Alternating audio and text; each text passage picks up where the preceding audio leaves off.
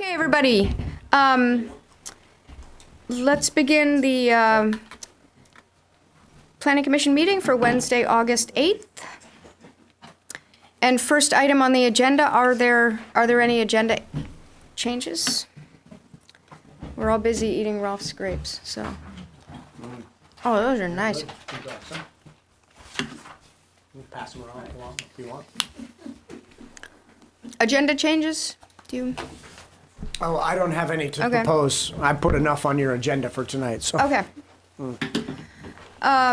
Second item, public comments for non-agenda items, and I assume you're all here for our feedback. So, But I am remiss and also not wanting to use any more paper than necessary. So didn't put a sign-up sheet in. I don't know that Kate knows all three of you. Perhaps you could just introduce yourself so she has that when the conversation starts to roll. Okay. Sue Rustin, Trails Committee. Lenore, Trails Committee. Jane Sheldon, Trails Committee. thank you all for showing up. Okay, so why don't we go ahead with our discussion of the map revisions?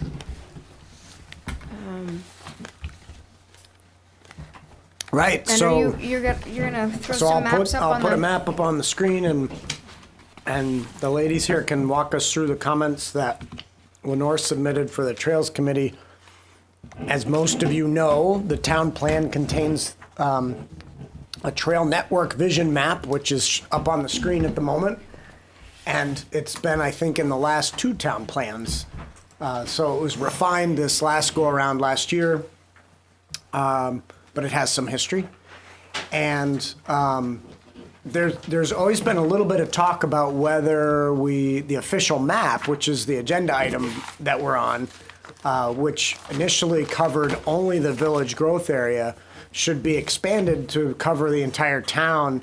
And your previous discussions, there was a fair amount of thought that might be a good idea, and that the community facility that we might be most interested in showing on a townwide official map would be trails, both existing and probably most importantly, proposed future trails.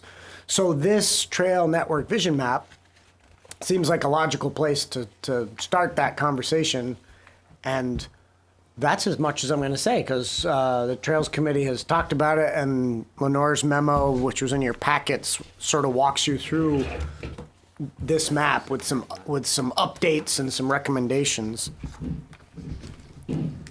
Could I ask a question of the representatives from the Trails Committee? I wasn't really able to follow, I didn't think, the items that you listed and match them up with the items that are numbered on this map. So when you're giving your comments, if you just make sure that we're looking at the same thing. They're a little bit different titles, a little bit different numbers, I think. So Yeah, happy to, John. good. I didn't know how you wanted to proceed, whether you had questions off the bat, whether you even want to get into the laundry list of trail by trail by trail. I have some questions about, sort of more philosophical or general questions about what's to be gained, what are the pros and cons of including the trails on the official map. And I think that'd be a great place to start, Yeah. because we could very quickly get lost in Right. the details. Right, And I think there is a policy choice that this commission needs to make about whether or not it's time to have a trail-based official map, or whether we're still not ready for that. Because we did have that conversation in the last town plan update, and at the time, the thought was, well, we're not sure it's quite mature enough. So. yeah, so I mean, I'm happy to do whatever you all, discuss whatever you all want to discuss, but I know that was a question in my mind. Ultimately, we wanted implement this network or something like it, you know, to connect up the town with trails. But we also want happy landowners, and we'll be more successful in doing that if landowners are happy. And it seems to me one of the things that will happen with an official map is it'll give more attention to what we're doing, which is good, but are we ready necessarily to approach these landowners? And in some cases, I think probably we are. In other cases, we're definitely not. So I guess I'd love to hear some guidance on whether this is a good idea, bad idea. Well, if I could ask a question, when you're dealing with landowners, is money exchanged, or is it they're usually easements? No, because we don't have a budget for that, and it's not generally something you want to get involved in because you set a precedent, and it's also very hard to get an appraised value for, well, you can get an appraised value for the trail. Usually they're appraised at very low. They're usually not worth appraising. The cost of the appraisal is greater than the value of the trail. So that so far, either we've been working with trails that historically existed before the Trails Committee came into existence, or in some cases we have new trails, but it's been willing landowner. In some cases easements have been donated, other cases we just have permission. Yeah. Well, that's an interesting point, because we've talked about the official map as a mechanism for the town to purchase property. And it is a regulatory document. It is not a planning document the way that this map in the town plan is. It's not a vision, that you can aspire to. It is a thou shalt Right. accommodate this when you do something with your property. The commissioners may differ. In my mind, this map satisfies the need to sort of publicize and make people aware of what the vision is for a network of trails in Hinesburg and maybe work with landowners. The official map I don't think is needed to do that part. The official map is needed to ensure that when development happens, these trail networks aren't cut off, don't become impossible, but it's triggered by development, because it is a regulatory document. Would that imply, Alex, then that maybe some of these hoped for or planned for future connections, which may be very important and need to be included in this kind of document, maybe should not be on the official map, since they're in fact, they haven't been put together. You haven't talked to landowners. Yeah, that was you haven't defined where they might be. Just we want to put together something between point A and point B. Lenore mentioned that in her descriptions, so that what we end up with on the official map is in fact trails that are in place. When development occurs, that trail is there, and there is an agreement with the town associated with that trail. Maybe not ownership at this point. I don't think, you don't own any trails, Well, the town owns easements. but in terms of land ownership, you don't. Fee. No, Right. only like the Just the town land owns the town forest and Japrax Right. Park, public land. Right. The town. That's been the discussion, and Lenore can speak to this because she's been part of it for a while. That's been the discussion to date over the last 7 years or so, is that there are certain trails that we are interested in seeing a network and a connection of, but we're not ready to enforce a regulatory regime where we're going to say you must accommodate. But that's, I think, the conversation is, are we ready to do that for some trails? I'm not convinced that they have to be existing trails, as you were pointing out, John. It could be that there are some future trail areas that don't exist yet, that we have them nailed down. We know exactly where we want them to go, and we want to, have that regulatory power.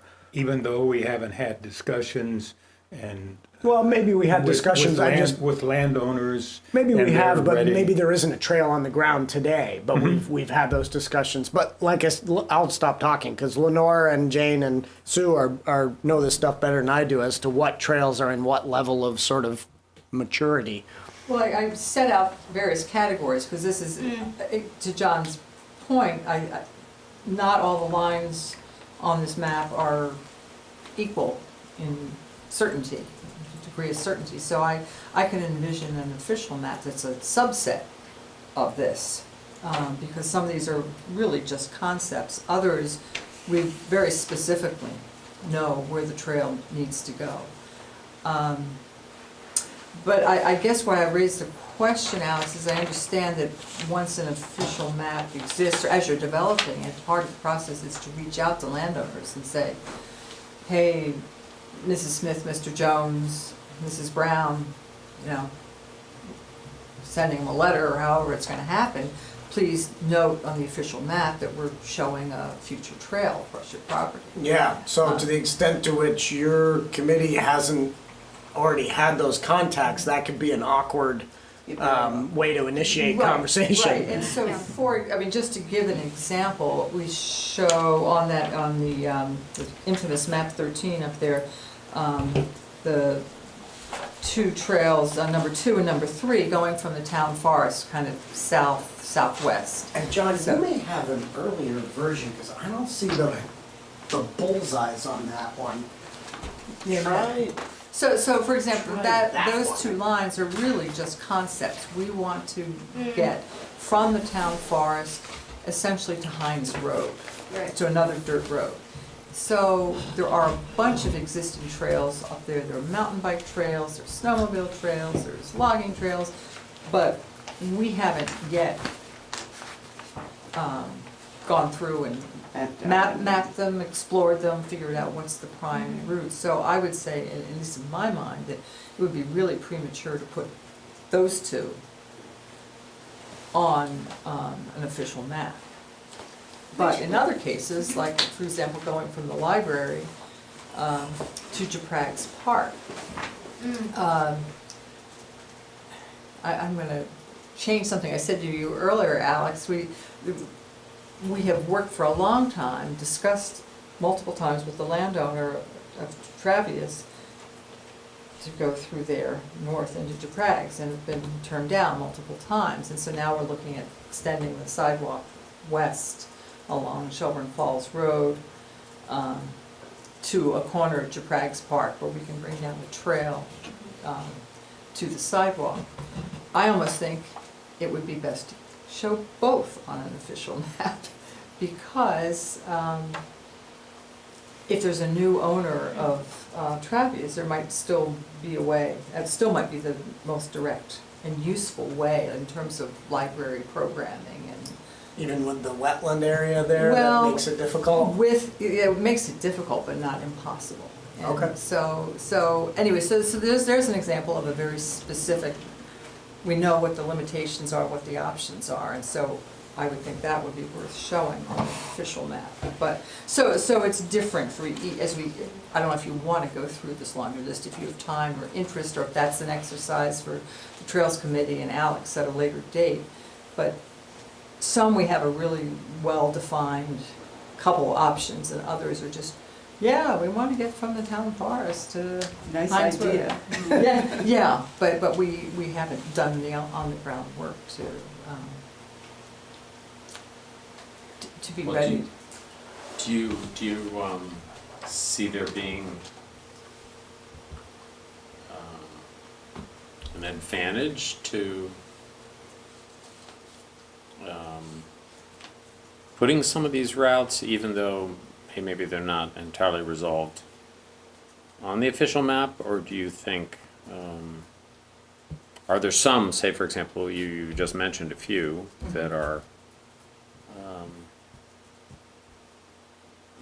maybe somewhat delicate with regard to current landowners, but it seems as if, you can get into trails like these, but also, there's snowmobile routes through town that people use. I guess I'd normally be in favor of, institutionalizing these things, but there's something in me that sort of says the soft sell is maybe more effective potentially, I don't have great wisdom on the topic. Therein lies but- the rub, yes. Yeah, yeah, so, I kind of look at some situations and say, okay, there is potentially, pending intense development coming there. I mean, where we walked with you, Sue, a week or two ago, like number 9. Okay. For someone who's planning on doing something perhaps in that area, to be aware of the fact that the town generally has an interest in a pedestrian or pathway or hiking trail through that would be, to note that awareness. Yeah. Do we want to, And it's, yeah. how heavy-handed do we want to be? Heavy-handed's not the right description, but.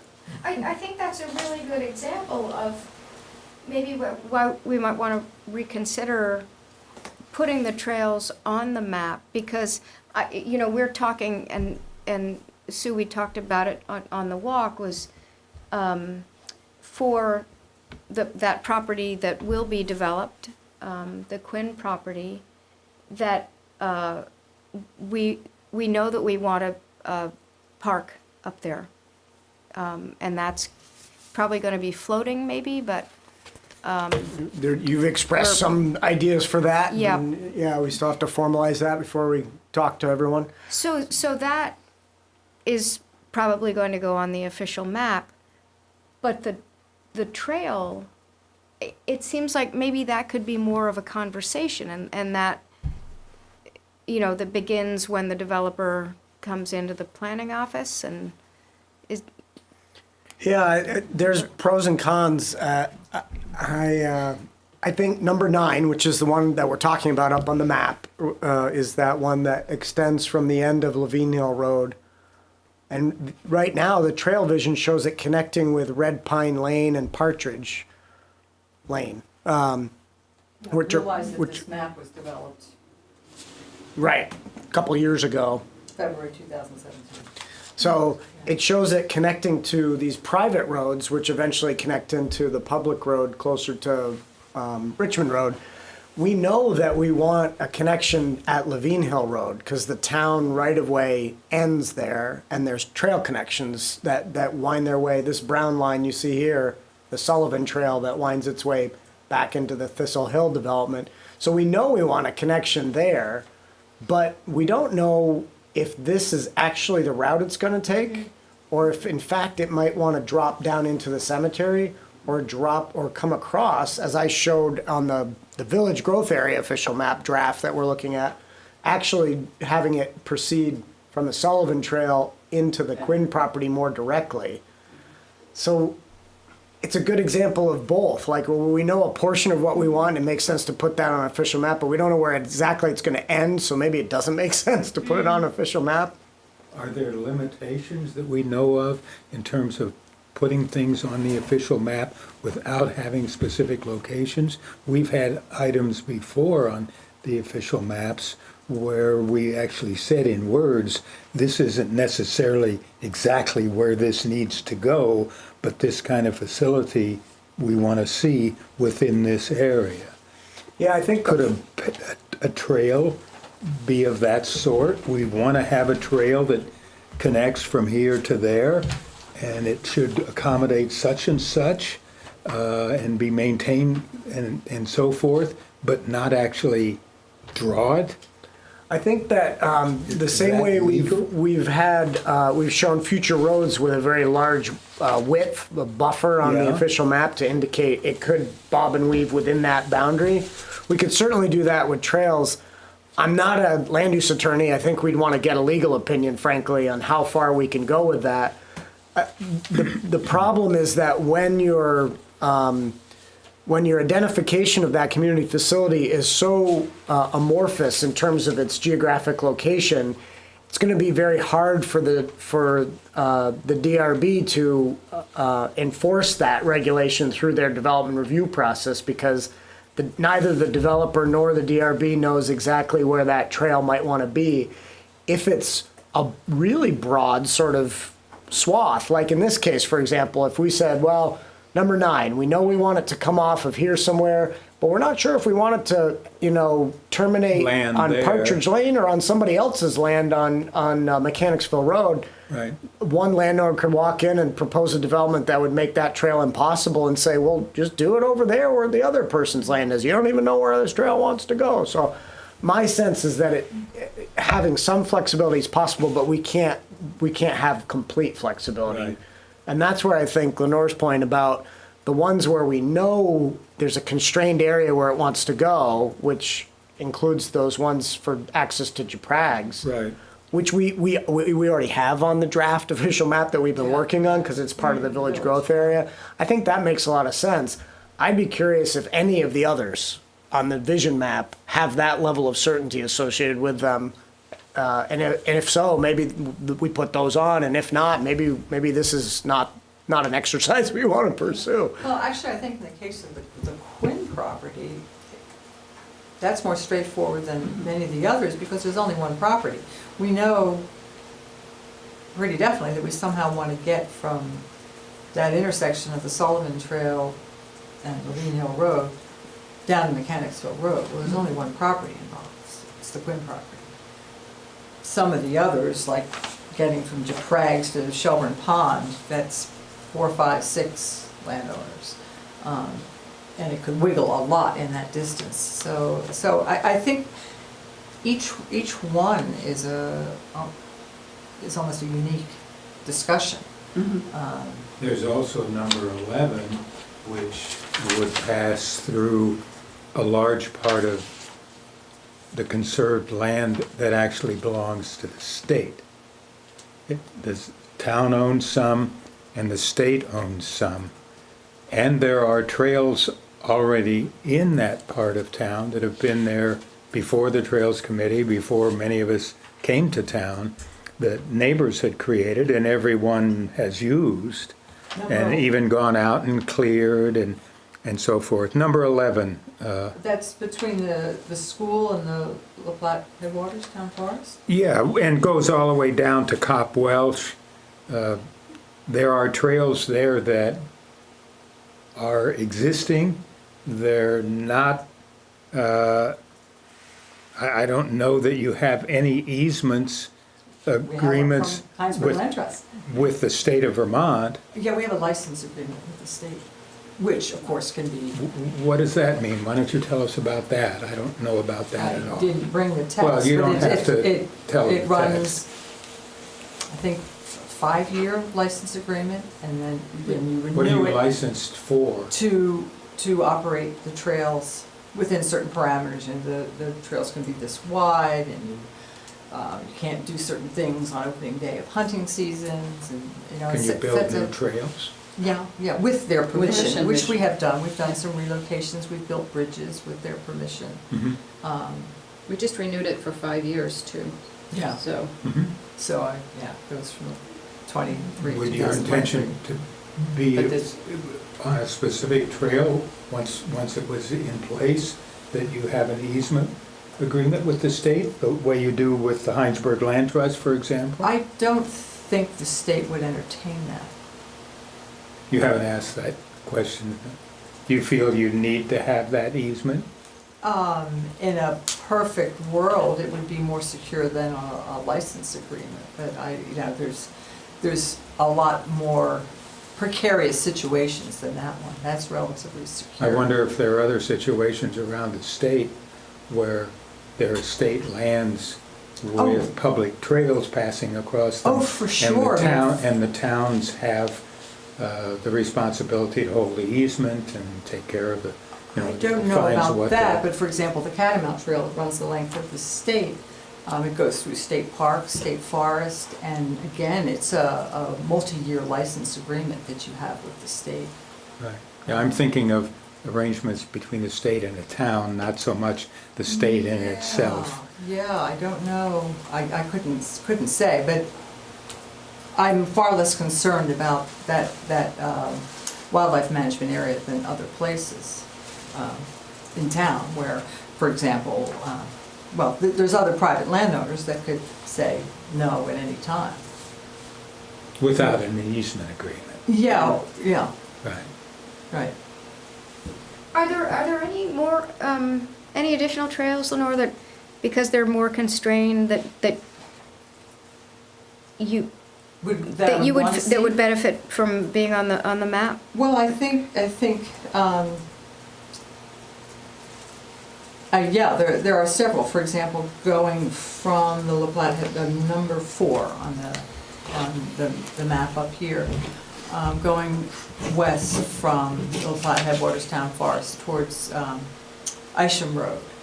There's a conserved property there, the Lang Farm, but it hasn't gotten to the top of our to-do list yet to approach them.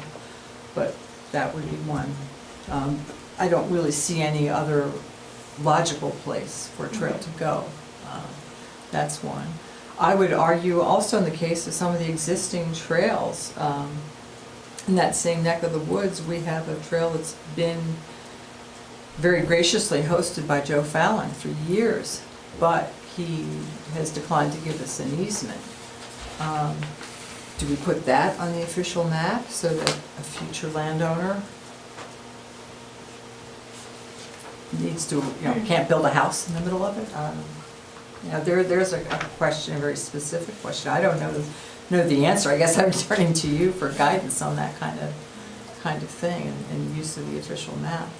So there's both existing trails that could be closed off with the change of land ownership.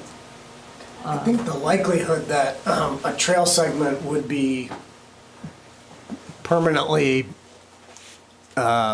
infringed upon, it, especially like the case with the Fallon property, through development is fairly unlikely in those examples, right? But it's more the landowner who says, Yeah, for whatever reason. I am no longer interested in hosting the public on my property. You are hereby given notice to, keep people out. That seems, I don't know, you'd know better, Lenore, but in my mind, that seems to be a bigger threat than, because Hinesburg just, especially in some of these corridors that we're talking about, we're not seeing huge development proposals or pressure so much. Do you get that much, Lenore, where, someone kind of gets just upset about something and says, okay, I don't want people walking across my property anymore? As Northeast quadrant? Well, we don't have any situation that I can think of where we have an existing trail where someone has said no, but we do have situations where land, like Joe's land, is on the market, where the trail network is vulnerable. Yeah. If the next owner, Yeah, it says. yeah. Every trail, I think, is probably going to be different, or every desired area, because the Vast Association, their network of trails, they do have that problem, right? They year to year get landowner permission to operate on properties, and that's why they're in front of the town forest committee now, and maybe you guys as well, for trying to use a different stretch in a Conomo Road area, because they have a landowner somewhere else who decided they didn't want to host that anymore, and they have to reroute. It can certainly happen because development makes it impossible too, but from what I've heard from Eric and Vast, it seems like it's more the whims of the landowner than it is the houses that a developer put up. It seems to me that, if we were to consider placing trails or snowmobile trails or anything like that on the official map, that the notion, not to say that these trails are more important, but if you think of Hinesburg, the village, as sort of the settled hub of things, that it seems, and most vulnerable perhaps to more intense development that has the ability to just kind of choke things. And that's where maybe everybody's wants to get to, not always, but that if I were to apply the use the official map as a tool, I would be more apt to use it in kind of those concentrated areas where it just common sense just tells me that using the official map in those areas is prudent. Going out into the hinterland and trying to do the same thing seems like a bit of an overreach. I think it's a far better tool to just sort of use a map like this one, and publicize it extensively amongst all the people that own land in this town, especially those that may be along some of these projected routes, and say, hey. Yeah, that's a good point.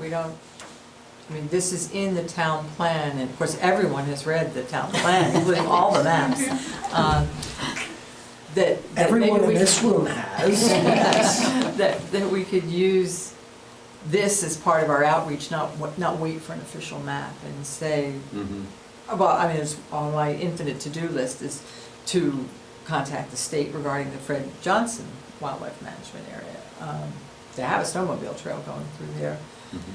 But as they're very quick to point out, the purpose of these properties is for wildlife habitat and for hunting, not necessarily for public recreational trails. Yeah. So they're not necessarily enthusiastic, and I don't want to put a whole lot of time on the ground on something where someone in Waterbury is going to say, nope, ain't going to happen. But maybe that's a good point, Ralph, is maybe make this a more public, out there document. Yeah.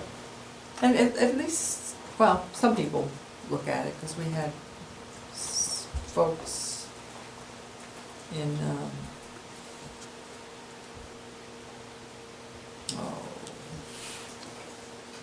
the street north of where Marie lives. I remember that, and I'm trying to remember the meeting, but she was The landowner concerned that, contacted us. Yeah. They saw this is on the map, and what Right. does this mean? And, we had an email back and forth, and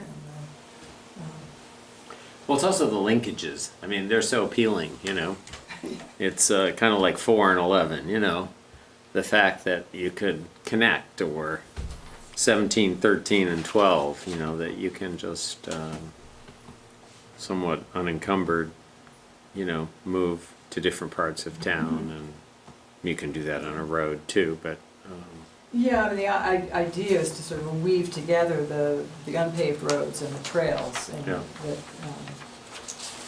but it's fairly easy to draw the map, and then it's the years of chipping Sure. away to make it happen. And you can always plan that, okay, we're going to focus on this one this year, but then landowner over here, something happens elsewhere. So there's what you intend to do, and then the opportunity that comes up, or an opportunity that closes that sends you off in another direction. It can Yeah, take I mean- years to piece this together. yeah. It's commendable work, you guys. Yeah, You should know that too. I think kind of gloss over that aspect of it, but the kind of work it takes to map it, and then cajole, charm, whatever you, that's a wonderful thing. These are resources that, many people in this town really value, even if they don't always, march around on them, Well, we get nice feedback from people. Okay, then, I won't say anything more. Never Yeah. as much as we'd like, and people are, as you know, are always quicker to complain than they are to express appreciation. But we do get nice comments, And good helpers sometimes. A lot of volunteers. But Alex, you pointed out in the Free Press. That's right, just the- today, the Lenore and I were talking Russell about Trails that. were The Free Press highlighted the 5 best town trails in Chittenden County, and one of them was yours. The Russell Family Trail. Yeah. Yeah, James is a good one to ask. I mean, in terms of what approach, he's always mild-mannered, but He's being very silent. You know, like, does it work for you? And, you know, what do you think's a good tack on this front? Yours yours is a quote urban trail, you know? Having people on the land works out great. Yeah. And does it need to be institutionalized or, you know, put on an official map, or is it just, hey, easy come, easy go?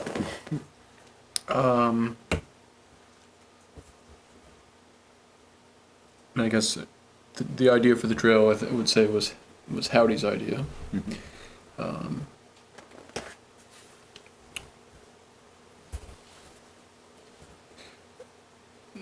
guess it seems like requiring, you know, putting something out there that says this is where the trail's going to go, is going to make some enemies. Yeah. I guess I was reading some about Appalachian Trail and still parts of the trail in the south where people have this long-held hate for all the hikers, and Yeah. Yeah. The trails that are on your property and right around that area, have they had a negative impact on your operation as a landowner, a farmer using that land, or where the sugar bush is and so forth? Have the trails been negative in any way? I'm not aware of any I mean, bad impacts. there's occasional complications and extra steps that I need to take for, you know, when moving animals around and trying to let people know, okay, the cows are moving, there's calves, make sure the dogs are under control. But, no problems. Yeah. So I put this up on screen because I forgot about it, actually, but then I remembered. It's not as if we don't, in our existing regulations, refer to this map in the town plan. This section is in the subdivision regulations when we developed the rural area design standards back in 2013. This was added. And so you can see it's sort of an encouragement method within an existing regulation to say, please look at that map. Please, we encourage you to design your projects to facilitate access, you know, as shown on the map, without it being a thou shalt statement, i.e. it's on the official map, you have no choice but to design your project around this trail. So there is some consideration that should be given to these things as a part of the DRB's current process through this provision in the subdivision regs. The official map would take it to the next level, I think, you know, and not having it be it would be less encouragement and more compelled. So does it sound like we're reaching a consensus about maybe just in the village? Yeah, I mean, I think around, you know, around your prags, it seems important, if possible, to,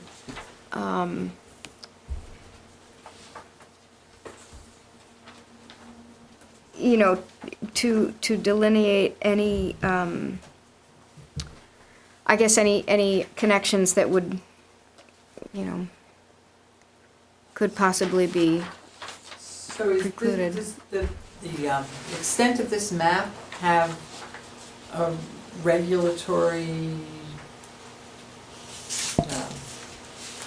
meaning? Or is it just the shaded areas? I mean, so for example, the Quinn property is, Right, so the current, you're one draft back, I know, Lenore. I brought the wrong one. That's okay, there's more, there are more on the table, but up on screen, there's the current draft, and this is very much a working draft, so don't give it too much credence, but, so your question is, if this were to be the new official map, does the geographic extent of the map have some bearing on what's how the regulation would be interpreted. And the answer is yes. Anything that's not shown on the map obviously is not, doesn't have to be considered. What you're seeing for shading is public properties are shaded in brown, and the village growth area zoning district is shaded in gray. That gray shading doesn't have any, neither of those shadings has any real bearing on the map itself from a regulatory standpoint. It's the actual features like the dotted lines to indicate future trails and the yellow blobs to indicate future parks and other community facilities. But that's the extent of it. And, you know, on the current official map, it's about the same extent, and the proposed one for the village growth area is the same extent. And so that's where this conversation is. Do we blow it up and do more, or do we leave it like this and allow these other tools to work for trails? Number 9 on the map 13, the trail we were just talking about, is in fact shown on A this variant map. of it is, Yeah, a version of it, but Partridge, it's number there. 9 actually terminates here on Comes up, Partridge. but we show- going to the green space from where the town road ends up on the foothills, it's like number 9. Right, just like you had suggested, Lenore, in your message before the walkabout, that, which I know you're amending that now a little bit, but you were saying we ought to have a connection here, future connection to Jabrag's here rather than just here. So this draft made that change, Yeah. just like it made this happen here. Again, all draft can be massaged. I mean, it's trying to address uncertainty because we don't, at least I don't have a clear understanding of whether we can put public trails on private roads, and Red Pine Road and And Partridge Partridge. Hill Road, Partridge Hill also is private, right? Yep. So, you know, maybe that's, well, it looks nice in their existing roads, maybe we can't put a public trail on them. So then you would want to go through the Quinn property. Is there a reason why we wouldn't want it to dead end not, it wouldn't dead end, but connect through the cemetery? That's possible too, that's why there's uncertainty, you know, which is gonna work best and what developer is gonna come in and what are they gonna propose for, it's like you don't know, so you wanna put lines everywhere Right. to cover everything.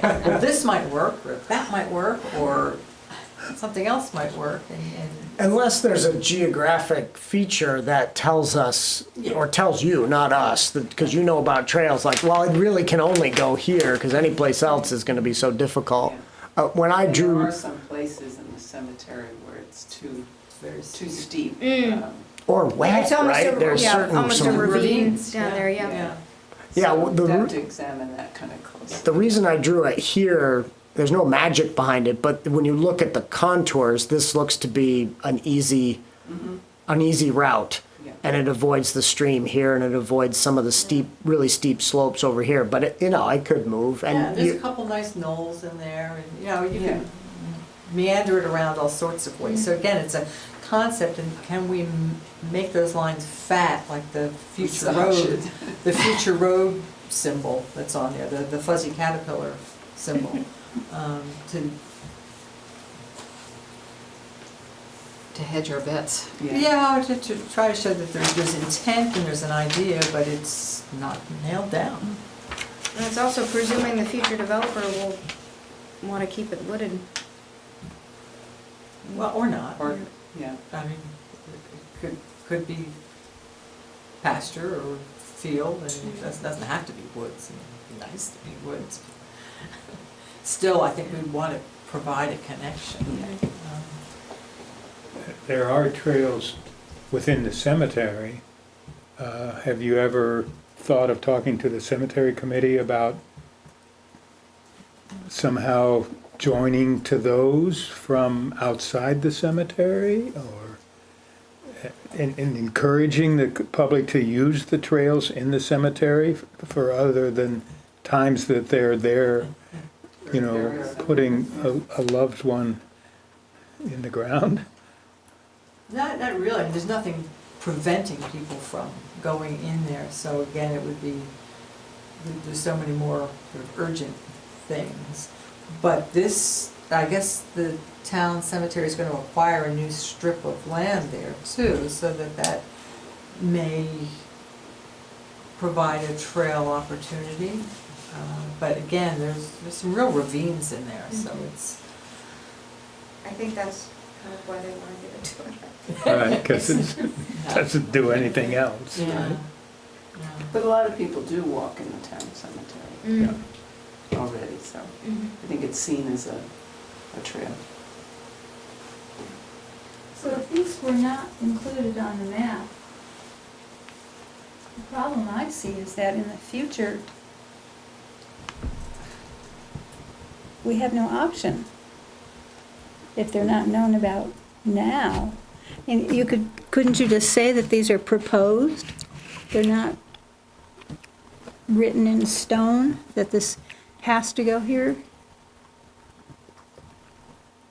You mean on the official map? Yeah. Yeah, that's what I was think there needs kind to of be some asking. provision How for loose it. can we make it? But it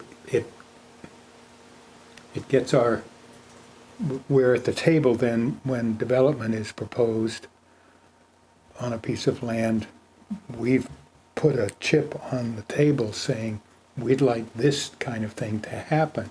We don't know exactly where, but rather than your development being a wall between two parts of town that we'd like to see connected, that we can work together with you. And without ever saying that on the official map, then we only have their goodwill and our ability to approach them and you know. Yeah, that's the dilemma. This is a situation like what you're talking about, John, I think would be the map, the Trail 17, the one that goes from Drinkwater north to through Burritt and Fletcher Farm Wanders all Road. through there, yeah. I'm ready and willing to give a trail easement to the town, but, you know, and there's a whole Then bunch of there's other existing people. trails north Right. of where I live. Should we put those folks on notice via an official map that this is what we want to do, or is map 13?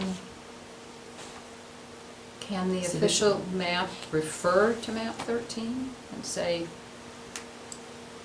you know, that this, if, my impression from you, Alex, is that if it's on map 13, it's official, if it's on the official map, then that's where we're going to go, and that nobody can develop that would prohibit it, is that correct? Okay. Yep.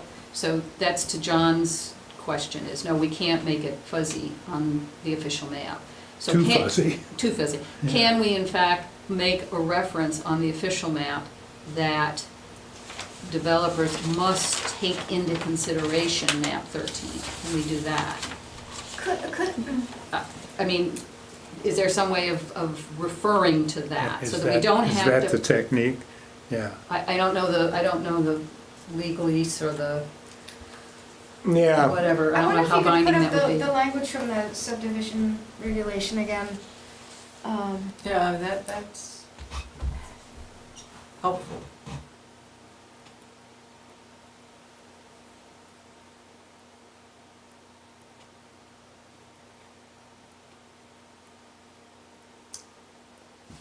So the DRB uses this as guidance when they're. it's one of many, One, many right. rural design standards Yeah. that we're supposed to walk through and say, did you meet this standard, did you meet this standard? And in the case where there's nothing on map 13 for that parcel, we ignore this standard because it doesn't apply. But when there's a subdivision through a property that looks like it is on map 13, we're supposed to look at this and say, hey, could you, would you? We'd like to see something there. I think to answer your question, Jane, we'd need a legal opinion to really know. My gut sense is that it would be more effective to make the language that you're reading right now stronger than it would be to try to blend what is a visionary map with a regulatory map, because you could do a little bit of that with this language without necessarily turning map 13 into an official map. Interestingly enough, look at the last four words. as shown on Trail Network Vision map. Could that be as shown on map 13, Trail Network Vision, or, I mean? Oh, well, it It's says the that in the same- first it's right sentence in too, the so sentence, it's all referring to map Right, it's 13. all referring to map 13 Yeah, it's- already. It's just advisory under this language. Right, It doesn't right. compel, it But encourages. it's still, it's pointing at map 13 It is. out of the subdivision regulations. Yep. is- And Yep. encouraged could be changed, I mean, Right. could be obligated, developers are obligated, developers are required, developers are Right, and you on pain can, of death, suggested, you know, Right, you have to do this. or something. Well, that might solve That might be the simplest way to handle it. yeah, I mean, I don't know, is this something that needs to be voted on, or what is the whole document? this is part of the subdivision Oh, regulations, okay. so yes, it Yeah. would go through a, public hearing process and, select board would review it and everyone would have a chance 10 to years. think about it. Oh, Well, This is, don't listen to Rolf, this is the current regulations, however, so this is already in Right, place. this is in place. If So we we wanted don't- to change this, we would tinker with the wording, but we are doing that right now. This village growth area rezoning effort that the commission is spending this calendar year on will result in in proposed changes to the subdivision regs, the zoning regs, and the official map. So if we want to change this piece, I can note that, and that can be part of the package. Just need to know what the wording ought to, how to change certain words to make it more obligatory This is- with off-ramps. I think given the conversations we've been having, if you did make this more of an obligation rather than an encouragement, you'd also want some language in there that allowed off-ramps in case there were a better place for the trail to go, an alternate location that is to everyone's benefit. I don't know, it sounds like there's a lot of, Serious wordsmithing. you still want there to be a lot of flexibility in in how these trails are located.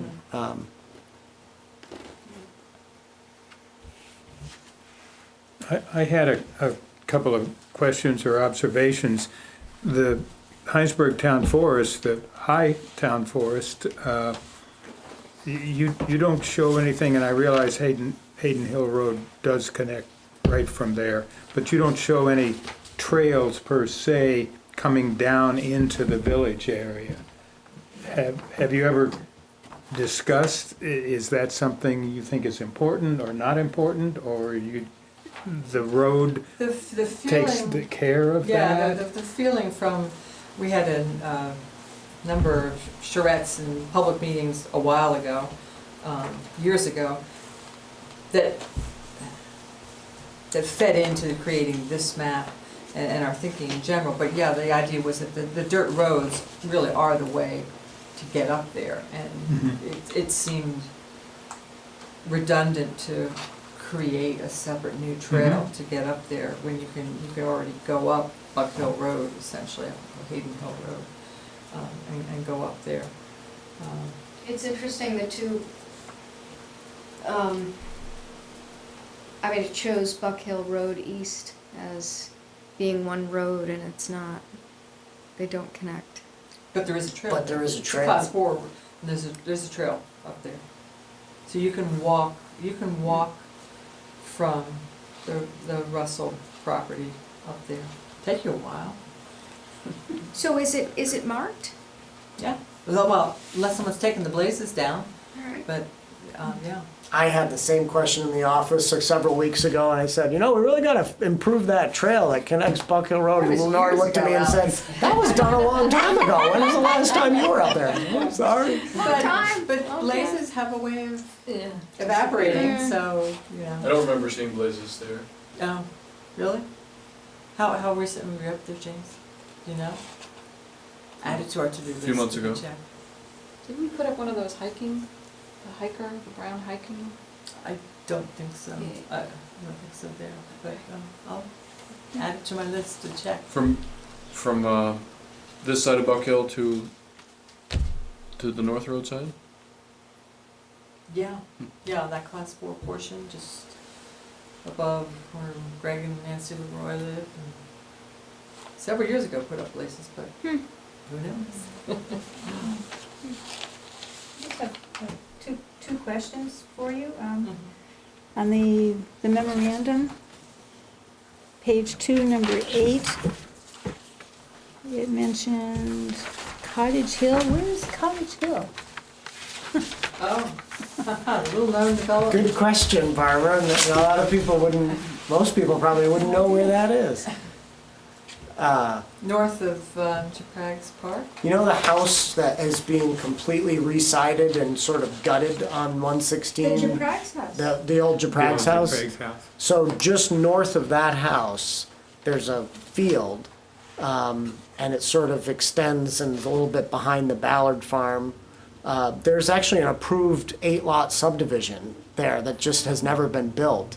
And as a part of that subdivision, the developer agreed to a trail easement to get from Japrag's to 116 closer to Place Road, so that there could be that connection. And that's what number 8 on this map is referring to, is that future. And does that make it Trail. into your map extent for your new? It does not. It's not in the village growth area official map.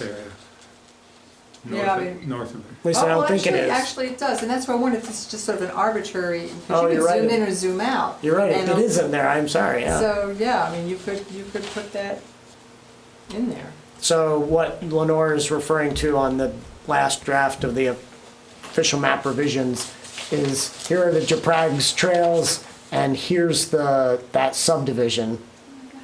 And this is the property that's being, the house that's being fixed up. So I think that there was a trail easement that was along the line and came up and then Yeah, came it out there. joins into the sidewalk. Because he From doesn't place. want anyone, it's the same owner, he doesn't want anyone, Oh, no, that belongs to David Cars, that subdivision. okay, I was thinking, I had in mind the The house that's being rehabbed? yeah, the Japrag's house, Yeah, that owner. I think that because we had an agreement with the property to the north, the subdivision that hasn't happened, I don't know that you've ever had, did you ever have conversations with, Gabriel Bass? yes, Mr. Bass before he passed away? Oh, yeah, we did, not about putting a trail through his property.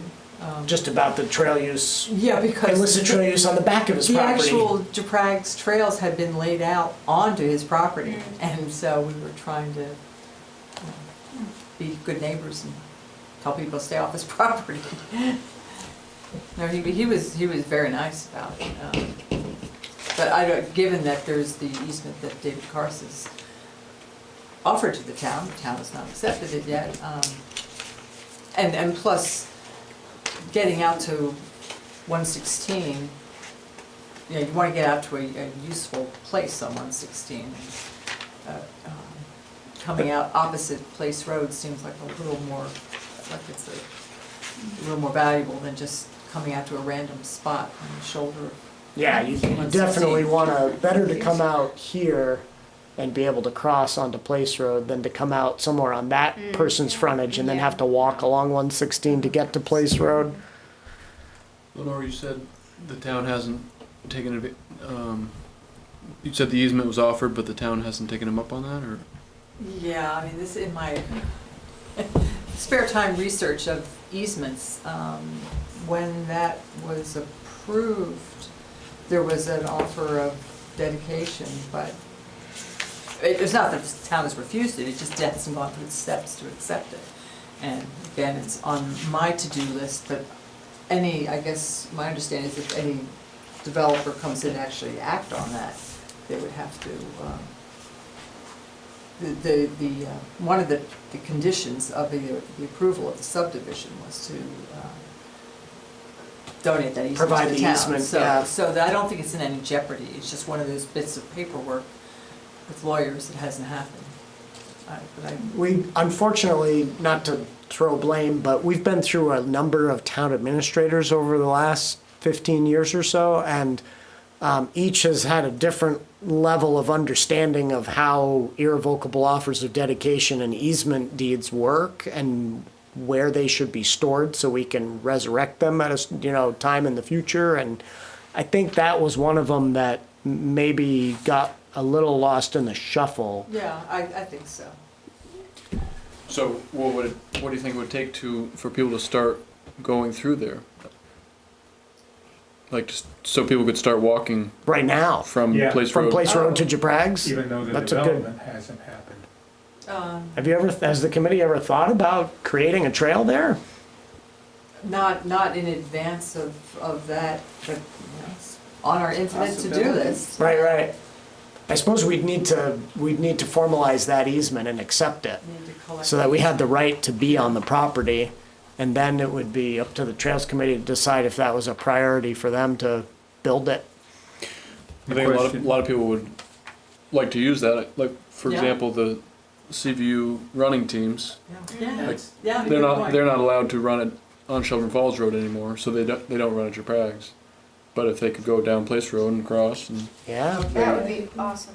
Yeah, Yeah. yeah, well, it's, we have, as I say, an infinite to-do list, so to have ways to prioritize, to bump things up or push things down is really helpful. So that's a good piece of information, so. well, and I'll, per Lenore's good suggestion, I'll make sure to add that link as a future trail on this village area map, since it does cover the extent of it. Makes sense for it to be on there. Now we're looking at the official map, there are a number of trails that we show here that I would be interested to know how the Trails Committee felt about these trails that aren't necessarily there yet. Like the one that goes through D, which is going near NRG and up and over the hill and all the way up to CVU. The trail that comes out of where Patrick Brook meets 116, just above the Bristol Bakery development, and goes all the way out to the rec area. And I know Lenore has walked that area, and that's one reason why the trail doesn't stay all along Patrick Brook all the way to the Bissonnet area, but actually pops up. So I'd be interested to know how the Trails Committee feels about what we are showing on the village portion of the official map. Are you in agreement with that? There are others, one all along the leg of the La Platte that is by the wastewater treatment facility and so forth. Yeah, so that, the last one you mentioned, John, is on map 13. Yeah. It's shown as Trail 15. That's 15. The one out to the rec field is a temporary situation now, kind of a placeholder until the East Crossing development happens or moves forward, because presumably there will be sidewalks and roads and things connecting back in there. But there is a connection there now. It's a mode. It's just a Yeah. mode path. Yeah, that exists, John, I don't know, I'm sure it's. Yeah, no, I know that. I'm asking you, Yeah, how do you feel about those trails, Yeah. whether they're on sidewalks in the future or in a mode trail now? Just how do you feel about providing that kind of connection? I would think you would support that. well, I don't remember all the ins and outs of the development of the previous official map, but I think we had that discussion years ago on these, so I think in general, they just reflect our thinking, but you've added some more recently, like the one through D. Yeah, that's definitely, so Yeah, that's very that's a intriguing. brand new idea. Yeah. This one that we already discussed is a brand new idea on Quinn. So yeah, what do you think of, The one along the La Platte, I Oh, don't know La whether Platte's that's a big, brand new idea, the one that comes way down, down here? yeah. No, that's not it. That's pretty That's been there consistent for a with the while. Trail Vision Network map that's been on the books. We just sort of are formalizing it. But D is new. D is That's- new, and yeah. I think that's kind of cool, because I know that, I guess Jan has offered an easement to the town on those 3 parcels up there. Yeah, these three up here. So those won't be developed, so, and then you offer a nice view of the village. I don't know how, on the what's now the O'Donnell property, there. I don't know if that's real wet back in that corner or not, I don't remember offhand, but heck, there's gotta be someplace in there. It was definitely wet when you look, when we were walking. Oh, did you walk out there? Well, we didn't walk out there, but when we walked Yes, or- to look at the Quinn, we were looking at the Quinn property, and it's pretty clear it's wet on the opposite side of the road, so you'd have to get in there and really explore a little bit on the ground. Yeah, the topography is such that this is Bittersweet Hill, the road, so this, and the wind turbine is up here. So, was. Yeah. Is it not there anymore? Okay, I didn't even notice, okay. Well, in any case, was up here, that hill slopes away and then, eventually leads all- down to this waterway. So it is very wet down by Patrick Brook. But up here, I think, I have not walked it, but I think it's high and dry up in this section. And in fact, this is where we've talked to both previously the Quinn family, but also the new owners, O'Donnell Donovan, about if they wanted to do some limited development, that would be the place to do it, is in that sort of on the hillside there. Yeah, I like that line, and maybe that's Yeah. also good cross-country team running if the other leg of that, the north-south red line happens. I think a desirable connection would be from D to the town cemetery straight across. That would be Yeah. tough though with Yeah, it's too wet in there. I think, the. from what it looked like there was a couple of streams that you'd have to cross, and Well, there's bridges and boardwalks. That's would a be- spirit. I don't think we should, I don't think we should sit here and say we couldn't put a trail in there.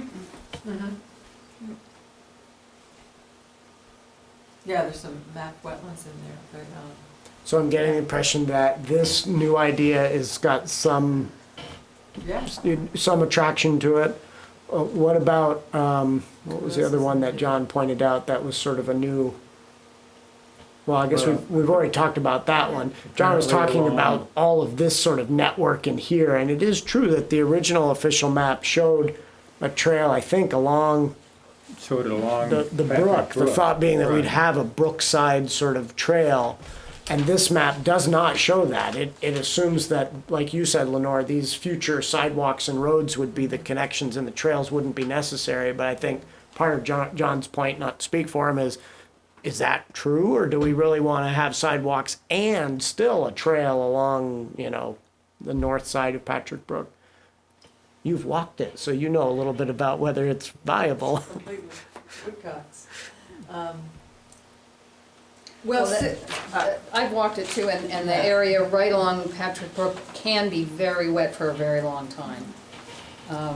Was it last fall that I went out with Joe, or last Yeah. spring, or I don't, to put the flags out, and it was ankle deep in water, and it was wet all through the spring, I think. When did they finally mow it? June? Just before the event, the dedication. June, beginning Right. of June, I think. Just before the drought began. Yes. Well, I think since this early version of the official map was created, the rec field came into existence, and so that's kind of changed the thinking. I mean, the rec field is a clear destination. I mean, yes, left to my own devices, I could put trails everywhere, but, I think we have to, I'd say you're doing a pretty good job at that. I think we need to prioritize and think about destinations. Yes, it would be lovely to have a trail along there, but then I think there's constraints about developing in flood hazard areas and all that kind of stuff that we need to be mindful of. And it is certainly very wet along that brook. You notice that, and this is a fairly accurate rendition of, the brook is not on the Bissonnet property. Right. It's south of that. Right. And so the trail, if we were talking about it being on the Bissonnet property, would not actually be down at the water of the creek. You'd already be up above that. It's- Maybe it's not still very enough, wet. maybe not Yeah. enough, but because that whole hillside comes down, sheets down in that direction anyway.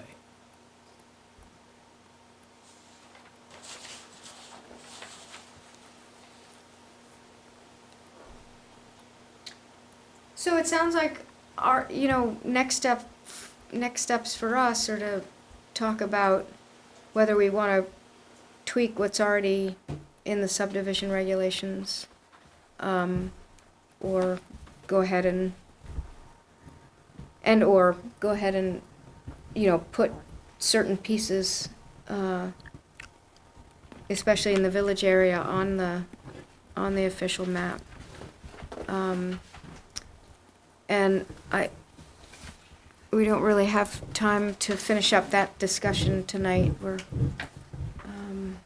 We've also talked about making definitions of what these other A, B, C, D public facilities are and what would be included in those, and we haven't gotten to that yet.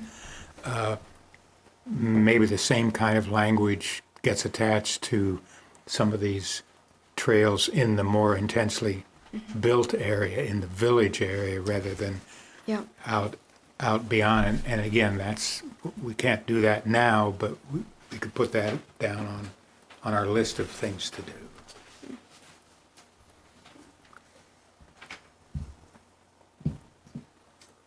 Could I just ask one more question? One of the things I mentioned in the memo that I sent was the proposed sidewalk and road shoulder improvements on map 13, and whether there's a reason to include them on the official map, or is that Department of Redundancy Department, or From my perspective, Lenore, the road shoulder improvements are fully within the right-of-way that the town already controls and/or owns. And so it doesn't, I don't think they need to be on an official map, because anytime a developer wants to change something within the town road, like put in a driveway or they, town proposes to do something? well, unfortunately, the town, it doesn't get held to its, the official map in the same Doesn't? way. Well, it's the town that decides whether it wants to enforce the official map, so, do you know what I mean?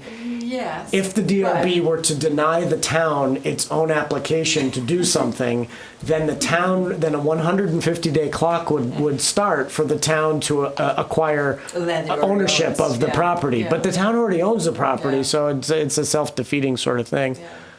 I think having it on map 13 is a good idea, and forcing the road foreman and the select board to acknowledge that it is there, and that the select board in particular adopted the map. So that's probably the best, in my mind, that's the best Yeah, way okay. to forward Okay. those.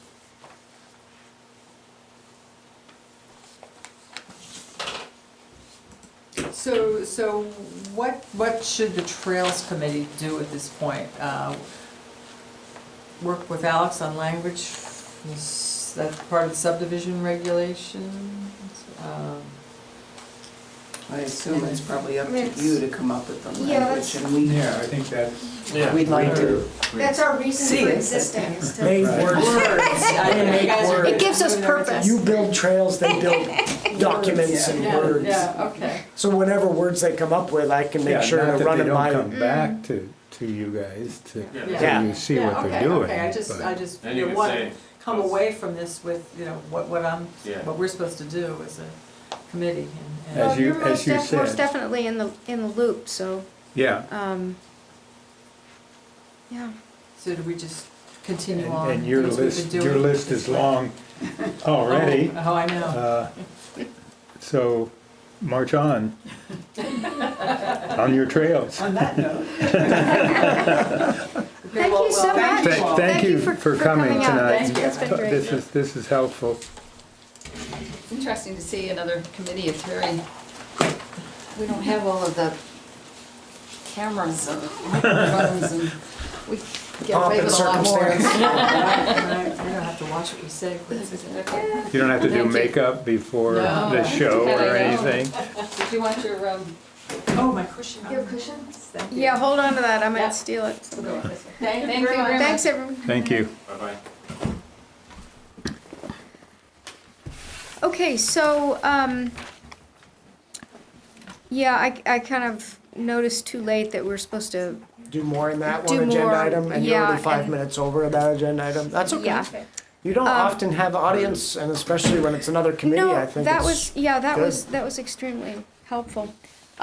So I guess, do we want to continue with that discussion or move on to the village design standards? Do you have a preference?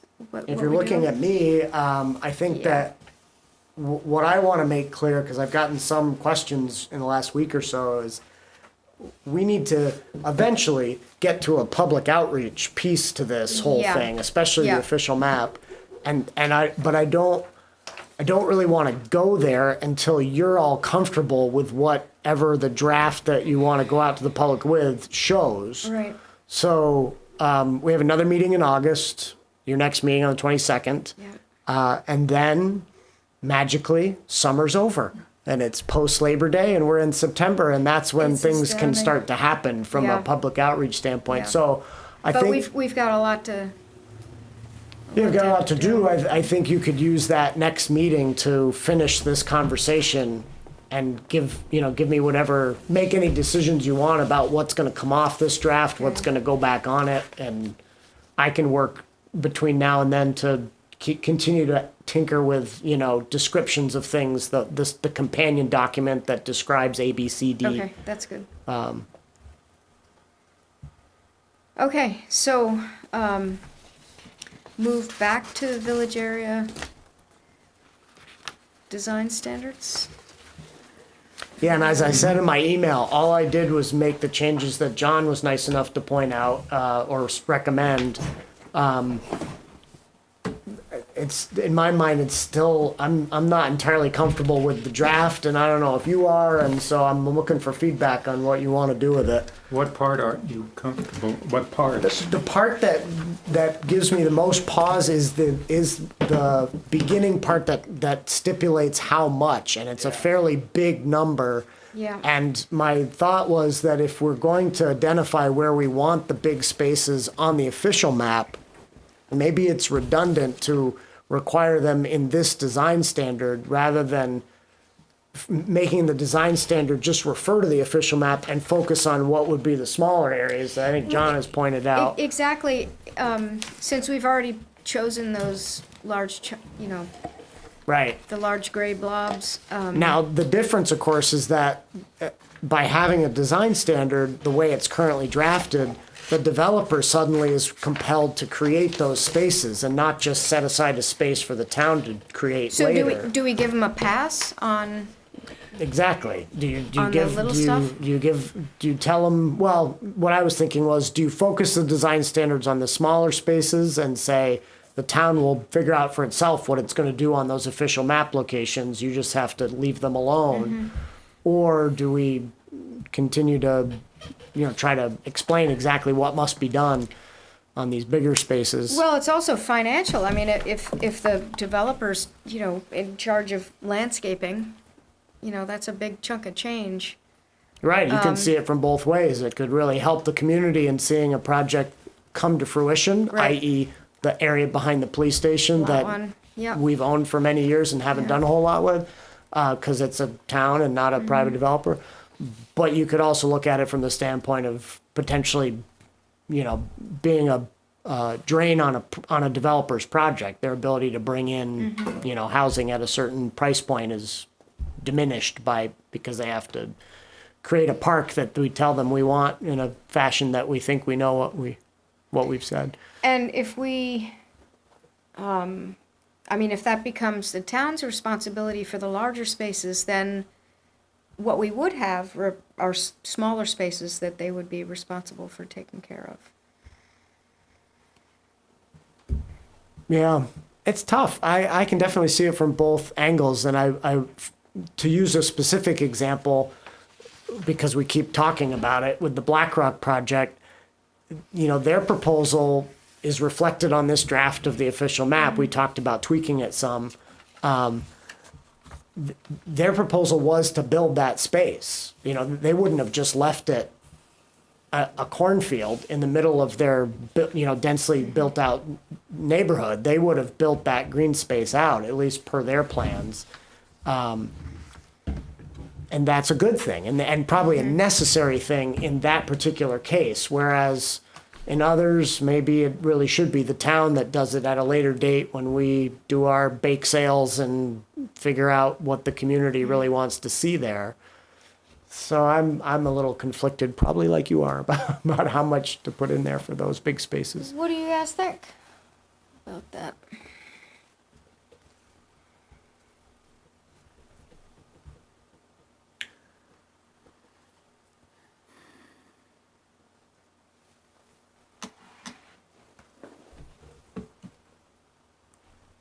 Yeah, I guess my feeling is that the larger spaces need to be the responsibility of the developer, and that they certainly need to work with us to come up with what that, how that larger space gets outfitted. And I understand that it does take money to do that, and that adds to their cost, which adds to how much they can sell their development buildings for. But that they will benefit. We're not telling them to do something that would devalue their property, that will add value to their property, and I think we should hold to that standard, and require them to take care of creating the well-designed, usable green spaces. So that's my opinion. It certainly would provide the public with more certainty of what these developments are going to look like in the end, because they'll hopefully be able to look at the regs and say, well, at least they're going to plant it with trees and keep the utility boxes out of the middle of it, and make sure there's a certain amount of benches, and I think that was part of your original purpose for these tweaking these design standards, right? Was to, you all said it again and again, you know, try to Make them a little more specific. make them more specific and give the community more confidence that what is coming will be a positive addition to the town versus just An open the field. lowest common denominator. Yeah, I mean,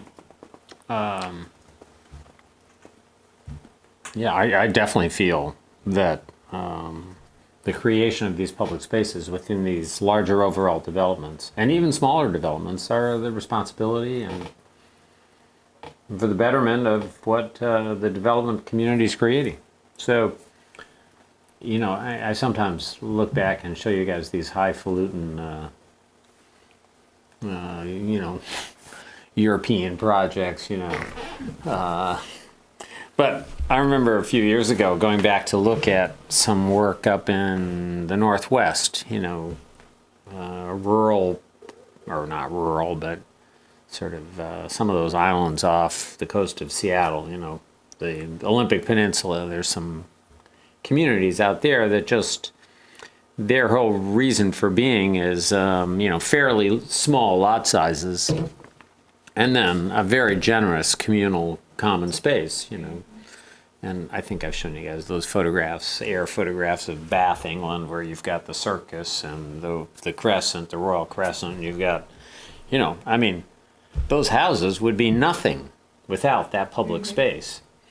And yeah, is Area B there? I know not everybody agrees. Is that sort of an exemplar of that attitude or approach? Maybe not quite yet.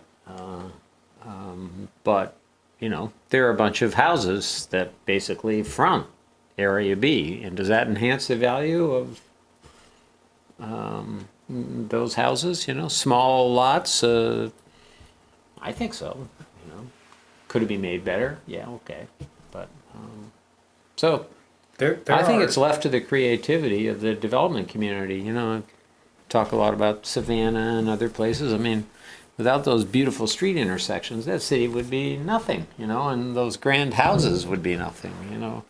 So I think it's on the development community to, So, Not even taking the highfalutin European examples, but go to Woodstock here in Vermont. It's a beautiful little green in the middle of Woodstock, surrounded by buildings, a library and so forth. Go to other towns in Chelsea, Vermont. you know, Lyme, New Hampshire. I mean, There are small scale, you know, public spaces. That, public spaces that were developed by people with not endless amounts of money. I mean, it was an important civic space that people wanted to create. I know many of those greens began as pastures for everyone who had their own cows. That's where they grazed, but they also did other things in those pastures besides. So how do we sync this, the open green space, with where developers are required to, you know, plan and fund and plant and all that, with the map where the town buys these spaces? So G, we say we want to park there, and we're going to, you know, as soon as you start developing, we're going to buy that, right? Are we requiring that they develop it for us? Can we do that in the town plan? That's what I mean, Yeah. how do we sync these? This to- could potentially take the official map beyond just accommodate to create. So we would call forth we would talk about the town plan or the town map in the public space. Yeah, we do. Section. We do now. It says in the second paragraph, which I think needs to be changed based on what we're talking about. But it says, although the provision of public open space to coincide with appropriate official map elements is encouraged, the requirements of this section may be satisfied in locations not identified on the official map. If I'm reading where you're going with the conversation, I think maybe this gets reworded to say, if you have an official map element on your property, these design standards must be applied, and that space must be developed as, you know, noted below. If you do not, public open space is still required, and maybe we need to tinker with the sizes or get rid of the sizes and just say it needs to be developed, you know, created, and here's the specifications, and allow it to be of any size. But do you see what I mean? I think we Yeah. would apply these design elements to both the official map element and any other smaller public open spaces that they would create in the project. And not necessarily require that the town purchase that public open space nor development, nor, you know, actually make the improvements.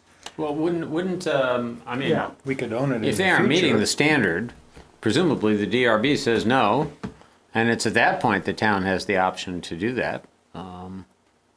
Is that not the mechanism that we have in place? Yeah, there's a little bit of a difference. That mechanism applies strictly within the context of the official map and the accommodation of that facility, not the creation of the facility. So I think you'd Okay. have to tease that apart. If the developer said, I am happy to set aside D, so the town can have that 20 years from now to develop into something, and I'm willing at some date in the future to negotiate the town's purchase of it Yep. or the town's easement over it or whatever.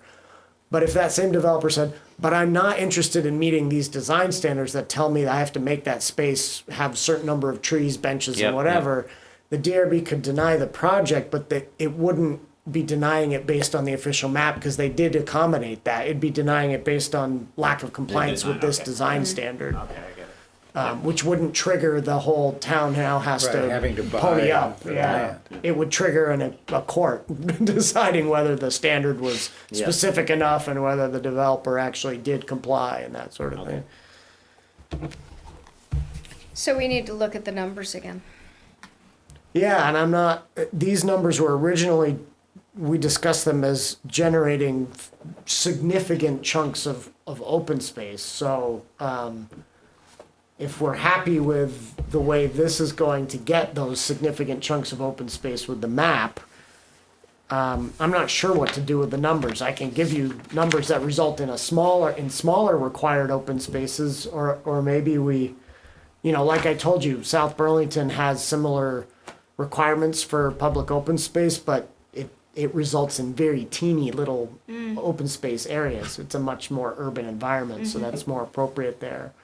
I'm just Thank not you. sure where to set the numbers or whether to jettison the numbers altogether and say, you've got to have, well-designed public open space as a part of your project.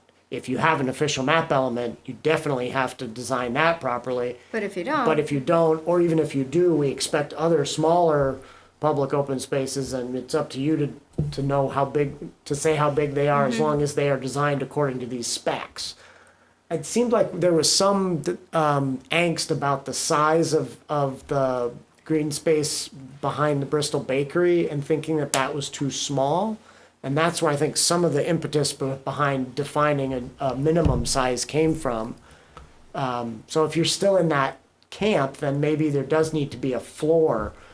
But John, you've been advocating that maybe there doesn't need to be a floor. Maybe these small elements like the one at the corner of Commerce Street and Mechanicsville Road, where that little bench and shaded area is. That little triangle that Yeah, the town owns. maybe that's enough to satisfy what we're going for.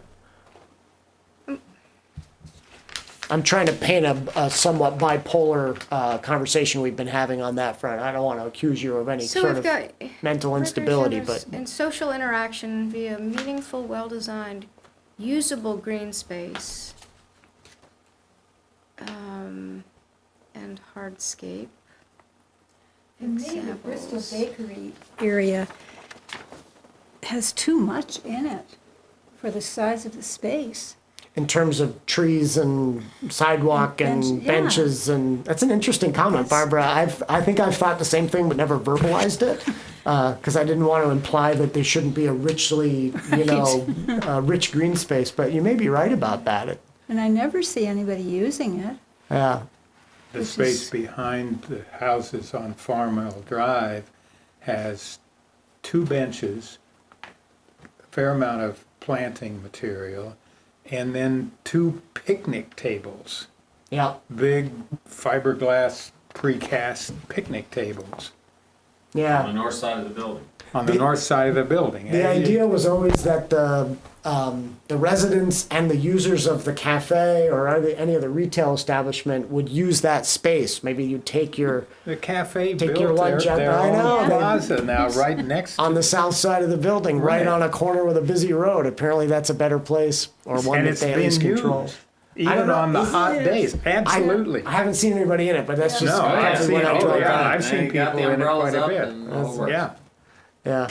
So I don't know. Maybe John's right. Maybe it's more about where these are located and how they're designed than it is about the any kind of minimum size.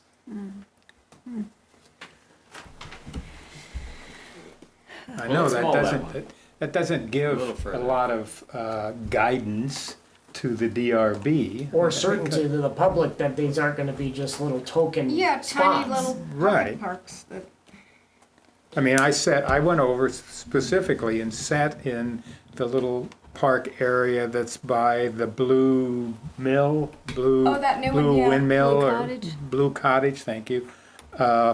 There's 2 benches there, that seemed to be appropriate.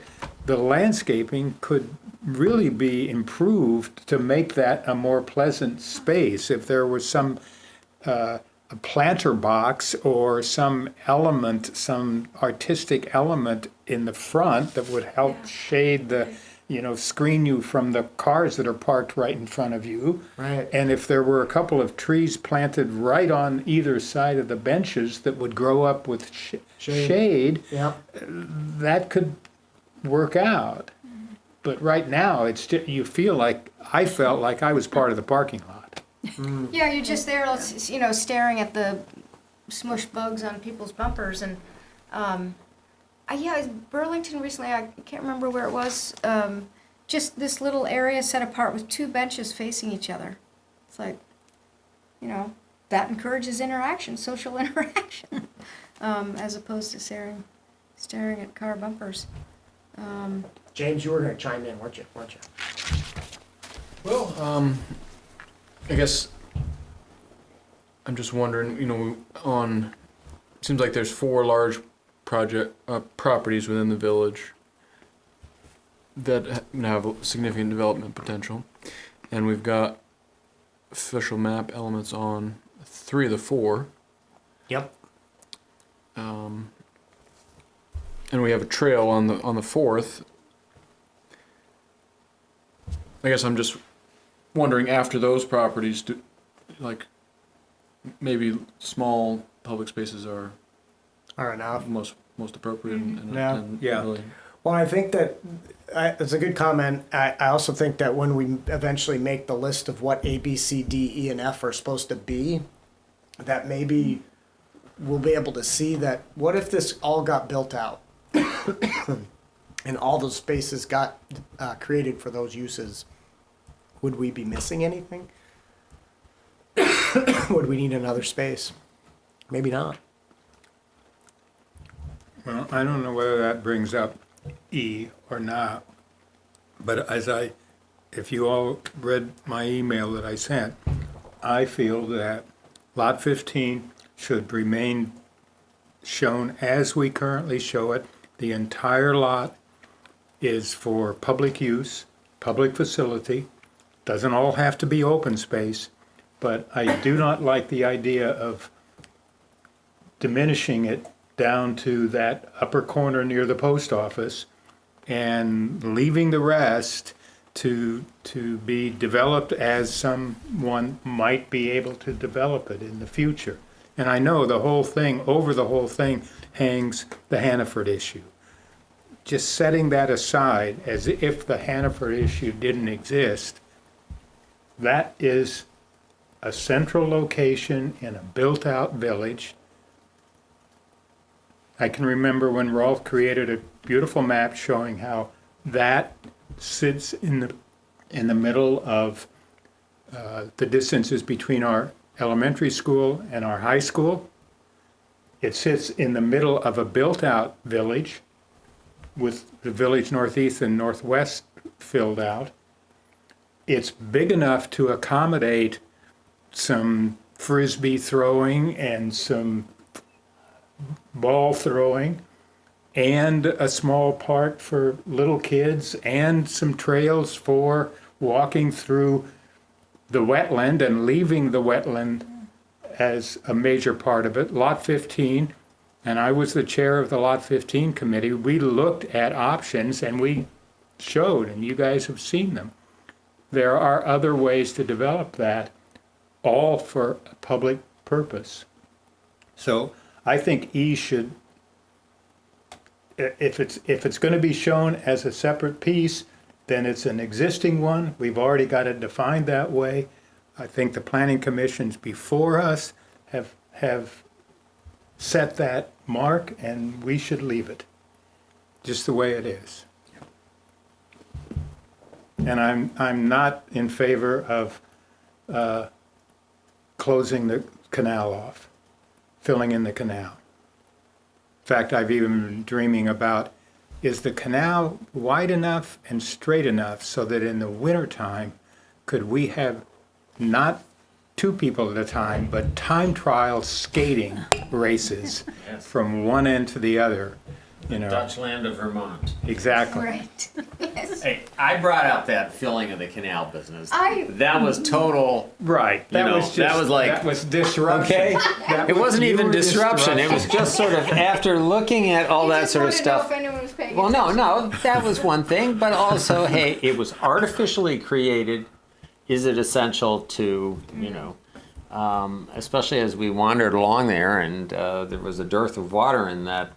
And then you look at how all these waterways are sort of connected, but then, you know, I was quickly corrected. So that was an idle not to be taken. You will, I know, I'm we not will gonna live never it down. forget. If it gets back to my Dutch relatives, I'm dead, you know?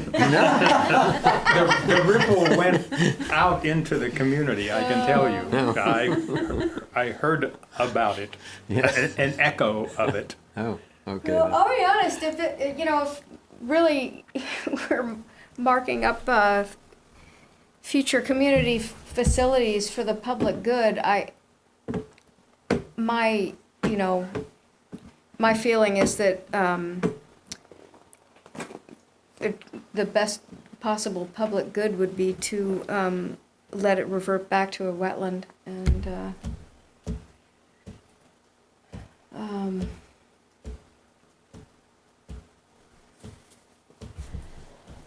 So John, are you saying that lot 15, where that little piece of yellow is, the whole thing should be yellow? Yeah, Okay. like it is now. On the current official map, it's not yellow, it's blue or brown or green or, it doesn't Well, I think matter. it's also safe to say that what was envisioned on that property back quite some time ago, I think John worked on it more officially. We worked on it a little more informally, the Village Steering Bunch. Was a variety of different uses, recreational uses, public uses, I would say. It didn't preclude some kind of public structure on there where the land configuration permitted it. Yeah, one of the options in the analysis report from John's committee showed a civic building and then a civic building with residential on the second On the upper and levels. third floors. Yeah. yeah, But a those very were small interesting. footprint in terms of the size of the 4+ acres that are there. Yeah, yeah. I do want to reiterate, we're gonna talk to all the landowners.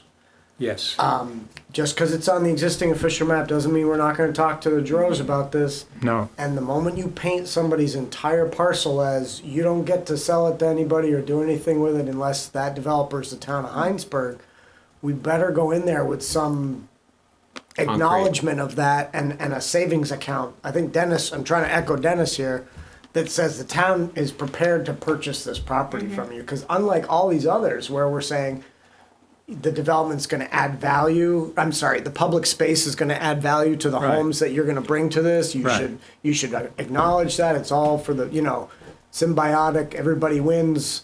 Yep. That's not the case here, Right. if we color the entire parcel like we have, it means that the only developer they get to sell it to and work with is the town.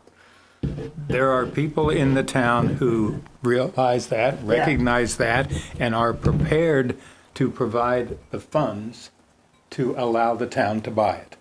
Well, Yeah, it still certainly needs to seems pass like the the select interest board. has been Talked high. about for a number of years.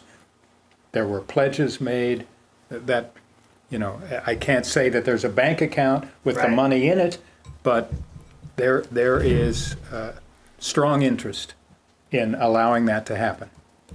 I'd be surprised if there wasn't, given how much interest there has been in the Hannaford proposal, in the opposition to it. So Alex, there was something in these notes that you were going to check with the select board to see if we do have a town land buying fund?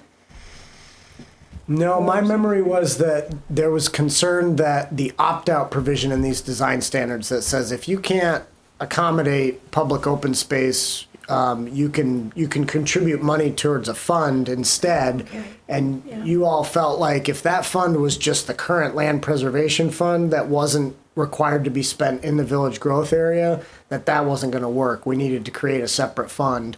So I haven't talked to them about that, but I still think that's, if there's going to be an opt-out, that's got to be part and parcel of the recommendation of the select board that we need a new fund for that. It's got to be directed to the village. Now, if we extract the size requirements and the public space element that we are creating design standards around can be satisfied through much smaller spaces and design elements, then I don't know that you want to have an opt-out, because we just got rid of a minimum of 30,000 square feet of open space. So we may not need that if that's the direction you want to move. Okay, well, we're about ready to wrap up. We've got some last minute stuff to go through, so, oh, the glacial pace at which we work. So let's be, you know, our next meeting, which is 22nd. 22nd, let's come in with a laser focus on what we need to And try Get to finish it, maybe. Yeah, what we'll do is we'll have some, we're gonna have an entire table full of really enticing food. Nobody has dinner before we come. And nobody can touch it unless we're done, until we're done with this conversation. Well, let me remind you though, you did make some significant progress tonight. You decided tonight not to pursue a townwide official map, but rather to add some trails to this map. That's a big deal. That was a whole nother work item to get done if it was gonna happen, so that's good. And I think there's more clarity about these design standards. I'll work on another revision. So, but yeah, we do need some closure so we can start talking to the community about all this stuff and Right. not just to ourselves. Yeah. Okay. So moving on to the minutes, which I am sure everybody has pretty much memorized at this point. Let me just, You're incredibly complete, Kate, jeez. yeah, it's just so Didn't miss helpful anything. being able to read through them before the meeting to kind of review. I was gonna say, if anyone is not liking them, please let me know if you would like them shorter, because the last one was quite extensive, and I felt like I probably could have shortened it. If you want me to condense things or say, they discussed blah, blah, blah, or. They are never gonna tell you that. No. I'm the only one who's gonna tell you Yeah. Tell me that. Yeah. Yeah. In fact, Anybody can tell me that. you're right, I was about to say I want to expand what you Because said the fact about- is, for reviewing before the meetings, the more the better. Yes, board members So- always want as much as possible. Yeah. But- It's only bureaucrats like me that want to Yeah. say, That don't they're wanna read minutes, just 7 shrink them pages." down. Well, you don't want to be typing up 7 pages, you know? Yeah. I mean, I'm doing it You- here, so I can, either way, it's fine. I'm not adding, I guess I'll put it that way, Okay. after the fact, I'm not adding. Okay. So. So now after I say that I want to expand it, I do not know what the language should be in terms of the expansion at this point. I will definitely have to go back and watch the video. But at the bottom of page 3, JK mentioned that changing the flow to Patrick Book, blah, blah, blah. I said more in there about that undersized culvert and our awareness about that and how this change of water flow would impact a bunch of things. And I will get that language. I don't know, it's possible I can just get that language out of the video, write that up, and send it to you. Sure. And you Well, can drop you it can in. always table the finalization adoption of these minutes to the next meeting. I so don't you wanna have some drag it time. out, but- Well, they're just minutes, you know. They're not even required to be, You keep saying that, but we Adopted. keep doing it because I it makes know. us happy. Right. but So all I'm I saying will- is if John wants to make himself I will do happy, we that can. if If you want, If if that it's- would make you happy, then I say absolutely you It should do would. that. It would. We'll put Thank you. off approving these minutes to November or December if you No. To get them I- just this is- right. No, this is going to take a short amount of time. Okay. All right. Thank you. Any other comments on the? I had a question for John. Something that you said that was in the minutes about not acquiring the fire station because of insulation, roof, et cetera. Well, For- we already own the fire station and the property. What I think in reference to Rolf explaining to us that there is some discussion about maybe the fire station function moves to a different location, to Tailhook, and then the fire station building is available for something, and maybe it's a new community center. And I just gave a warning be careful about what you accept. That building was, I mean, as good as they could do, built by volunteers. That was not a contractor who came in and built the fire station. Over the years, they have done additions, improved things and so forth, but in working on the public facility project, which included the fire station and new police station, I was able to learn, I wasn't on the architect's team, but I was able to learn there are some deficiencies in that building that will cause it to be more expensive to operate because the insulation is not what it could be by today's standards. And there are elements of the structure that are undersized in layman's terms. And I want us to be aware of that as we consider other use, if we consider other uses. That's my point, my Okay. point. Thank you. Okay, so we'll table the minutes, and Alex, you have other business? Right, you have a draft memo from the Planning Commission to Kyle Ellis at Northern Power Systems regarding the advance notice that we received about doing this battery storage facility at the corner of Pond Brook Road and Richmond Road next to the Vermont Electric Cooperative's current substation. So I brought it up at your last meeting. There was some concern about the slopes and about screening. And so I put together a draft memo for you guys to edit or revise. I did speak with Kyle last week and explained to him that this had been mentioned and that I'd put something together, and these were the concerns that I understood the commission had to date. He was appreciative of the fact that you were looking at it and said that they are very aware of the slope issue, and they're currently working on possibly adjusting the arrangement of the objects, for lack of a better word, that are in the facility to minimize that cut and fill. But they do acknowledge there will be some cut and fill to even out that pad. They said that they are planning on doing plantings. They just didn't have their landscaping plan together for the advance notice.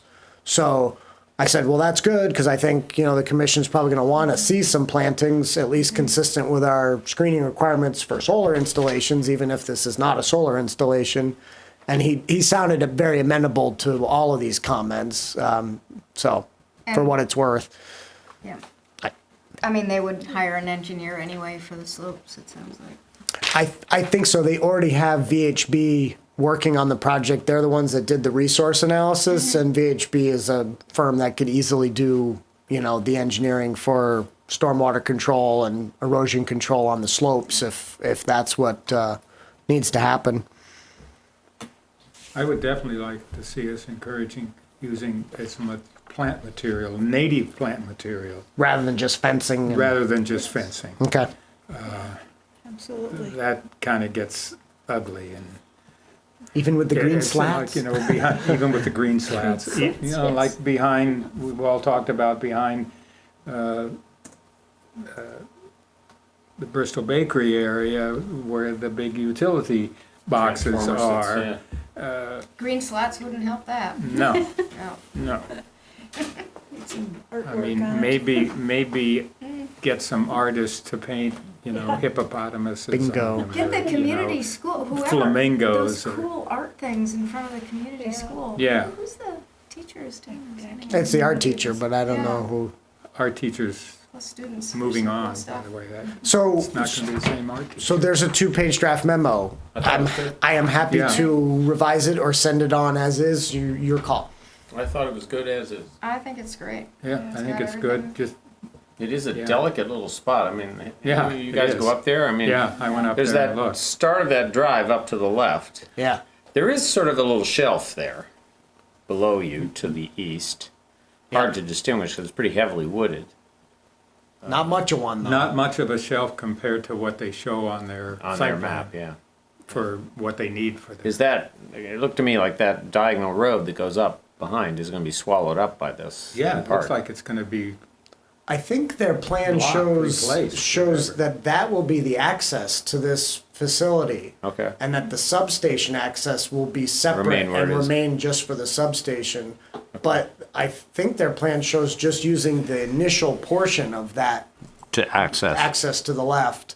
Okay. Which I hope they are, because you probably walked up it. I mean, Yeah. Yeah. it goes up it pretty goes, steep. it goes up right It's away. very steep. Yeah. The land I next to wouldn't- it, not so, but. Yeah, I wouldn't think they would wanna do that. They would wanna use the Just the beginning bottom maybe, portion just the of- bottom yeah. part, and then veer off to the right. Yeah. And go to their new facility. That's my understanding. Yeah. Okay. So, if Maggie, if you wanted to entertain a motion, then Are you saying that you are done with other business and correspondence? No, I'm Oh, saying if you wanted to for the entertain a motion about All the right. Northern Power Systems memo. Anyone feeling energetic enough for that? Make a motion that we accept the memo as written. Sounds Second. good. All in favor? All right. Aye. Aye. Although, we are a quorum, that's right. Okay. I don't have any other business for Anything you. else? Alrighty then. Motion to adjourn? Yep. Let's do it. Thanks, everyone. Thank you.